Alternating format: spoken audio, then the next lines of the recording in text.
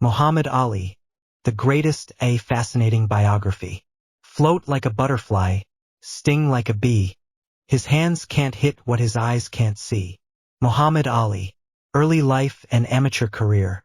Muhammad Ali was born Cassius Marcellus Clay Jr. on January 17, 1942, in Louisville, Kentucky, into a working-class African-American family. His journey into boxing began at the age of 12 after his bicycle was stolen, an incident that led him to a local police officer and boxing coach, Joe E. Martin, who introduced him to the sport that would define his legacy. Ali quickly rose through the amateur ranks with an unmatched combination of speed, skill, and confidence.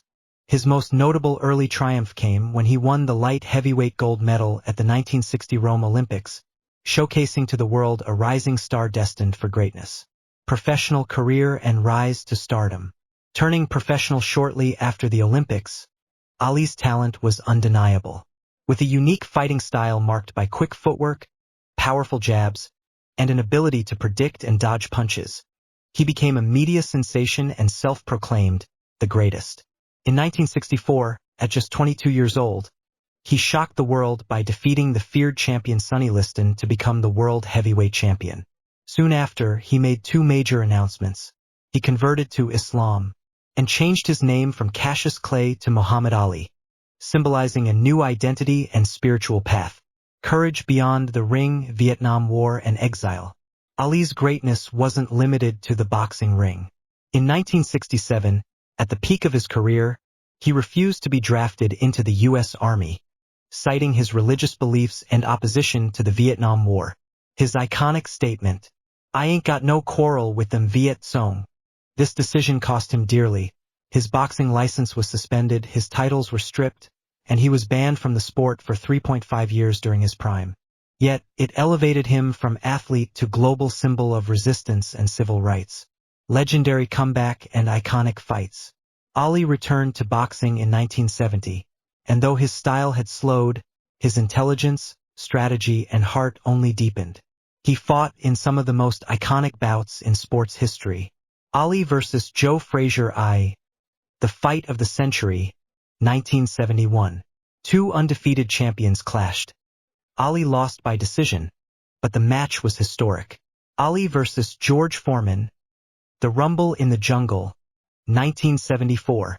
Held in Zaire, Ali used his famous rope-a-dope strategy to exhaust Foreman and won by knockout, reclaiming the world title.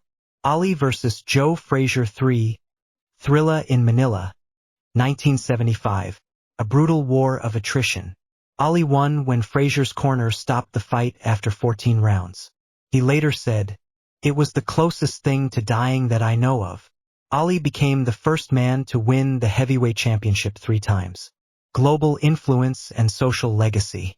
After retiring in 1981, with a final record of 56 wins, 37 KOs, 5 losses, Ali shifted his focus from boxing to humanitarian efforts.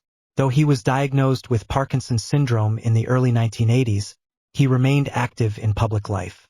He traveled the world promoting peace, religious tolerance, and justice. He supported numerous charities and causes, regardless of race or religion. In 1996, he lit the Olympic torch in Atlanta, a moment that moved the world. He was awarded the Presidential Medal of Freedom in 2005. Ali was also named Sportsman of the Century by Sports Illustrated and Sports Personality of the Century by the BBC. Final years and death. Muhammad Ali passed away on June 3, 2016, at the age of 74. His funeral in Louisville drew world leaders, athletes, and millions of admirers from across the globe. Legacy. The greatest of all time. Muhammad Ali wasn't just a boxer. He was a poet in the ring, a warrior for justice, and a symbol of courage. He stood for his beliefs no matter the cost, and changed the role of athletes in society forever. Whether inspiring young boxers, civil rights,